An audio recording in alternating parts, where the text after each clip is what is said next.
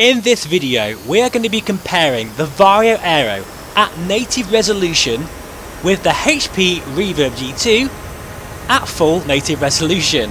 We're going to be running the same settings, same weather, same location, aircraft, even the same route to the best I can anyway. Now there's a few things I need to address. The VARJO based software is so well optimised, it has to be, because it's used with commercial partners of the likes of the Finnish Air Force, Lockheed Martin, Boeing and Volvo as well actually. You know, that's just a few of many. So what you're getting is a professional grade software solution for VR for flight simulation, and it shows right here. As you can see, the VARJO AERO is performing even better than the REVERB G2. Pretty incredible. And there's ATC telling me off, and they're going to do that a lot in this video, so apologies for that. But as I say, the reason for that is the incredible optimizations of that VARJO based software. I know what you're going to say there, guys. The REVERB G2 is showing a higher resolution than the VARJO AERO. That is down to software, but to be honest, it doesn't even matter. And why is that, you ask? Because the VARJO AERO is a generational leap in terms of visual fidelity. It doesn't matter if you super sample the REVERB twice over, it's not going to come anywhere near the VARJO AERO. I can tell you that for a fact. It's a huge difference. That is not just down to the resolution of that panel, which is very nice and is definitely higher, but it's actually to do with that lens design, but also the VARJO based software, as I've just mentioned. And this is the result. Better performance. And I'm going to try, after this test, flying the CRJ over San Francisco with ultra settings as well, and you will see the difference there. And ATC are still trying to contact me, but I'm having too much fun in the Just Flight Hawk. This is version 1.2, by the way, running beautifully over the Welsh mountains. What a treat. So really, you know, I did not expect this. I absolutely expected the REVERB G2 to win, particularly because this headset, the REVERB G2 that is optimised really well in Microsoft Flight Simulator. We know this, okay? So it runs really well. But the VARJO AERO runs better, and it looks way clearer. And this is another point I want to make. VR headset manufacturers are chasing resolution numbers. It's not just about that. It's actually more about getting a really good lens design. We don't need more resolution. We really don't. Our GPUs are already struggling. What we need is a much clearer image, better sweet spot, no God rays, just no Mura, and that is what this gives you.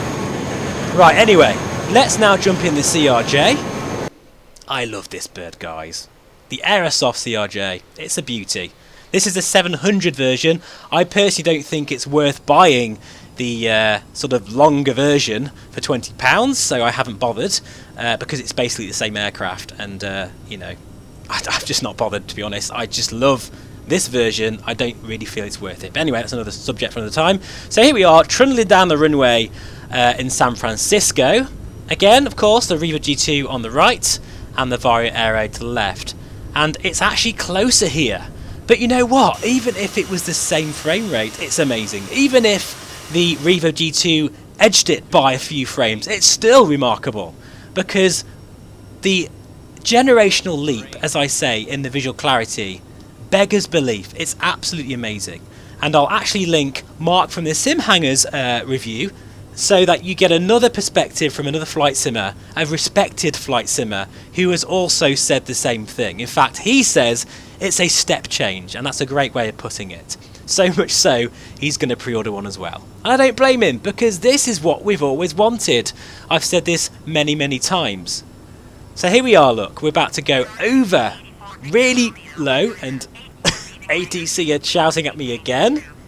And even the CRJ is going to shout at me for being really low. I wouldn't recommend doing this in real life, but we're going to go super low over San Francisco, over Alcatraz, and then through the Golden Gate Bridge. And the performance is pretty remarkable. Now, just to say also that when recording I lose up to 7 frames per second, which is annoying. In this same setting and scenario, CRJ is shouting at me there, I actually get 35 frames per second. No, I'm still not responding to ATC. There's all sorts of warnings going off here. See, I'm risking my life for you guys just to give you this performance test. I hope you appreciate that. Look at that, 25 frames per second over 20 frames per second. You know, in every test I've ever done, in any review I've ever done, the Reverb G2 always wins. But it doesn't anymore. Now, I appreciate, guys, that the VARJO AERO is expensive. There is a reason for that. You're getting an incredible headset with a really nice optimized software to go with it. I totally understand that. But, you know, remember, people out there are buying 3090s for even more than this. Consider this like a GPU upgrade. The visual graphics, the fidelity of those graphics and sort of that screen is absolutely worth it. And I can't stand that ATC voice. I think we're not using the AI, what do you call it, Azura technology now. So, but here we are.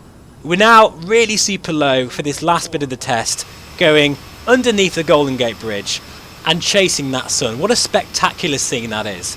But I hope that's been of some interest to you guys, and I'm as shocked as you are. I never expected the VARJO AERO to beat the Reverb G2 at full native resolution, yet have a 3 times better screen at least. Oh dear, ATC are really mad with me now. I better go and pay that fine, guys. So thank you so much for watching. I hope you've enjoyed that video, and I'll see you all again very soon. Bye bye for now.